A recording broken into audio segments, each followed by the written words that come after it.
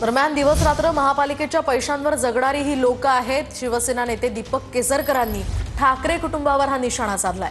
मी बोलायला सुरुवात केली तर पश्चाताप करण्याची वेळ येईल असंही केसरकर म्हणालेत।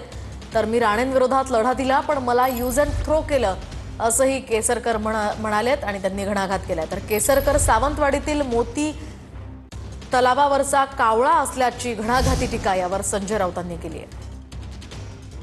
दिवस रात्र नगर महापालिकेच्या पैशावर जगता तुम्ही। मी 2.5 वर्ष मुंबईचा पालकमंत्री होतो। तुमचा मुंबईवर सत्ता आहे ना तुमची।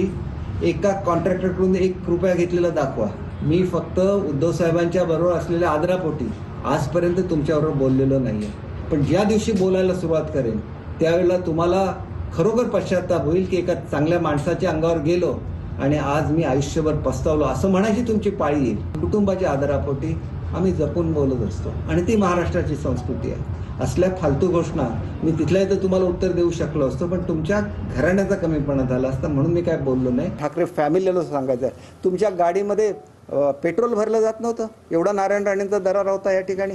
तुम्हाला हॉटेलमध्ये जागा दिली जात नव्हती। तुम्ही त्यावेळेला बाळासाहेब होते आणि बाळासाहेबांचा दरारा एवढा मोठा होता। संपूर्ण मुंबईवर बाळासाहेबांचं राज्य होतं पण सिंधुदुर्गमध्ये त्यांच्या गाडीमध्ये पेट्रोल नाही। त्यांना ह्याच्यामध्ये गोव्यात जाऊन पेट्रोल भरायला लागत होतं। एका हॉटेलमध्ये त्यांना जागा मिळू शकली नाही।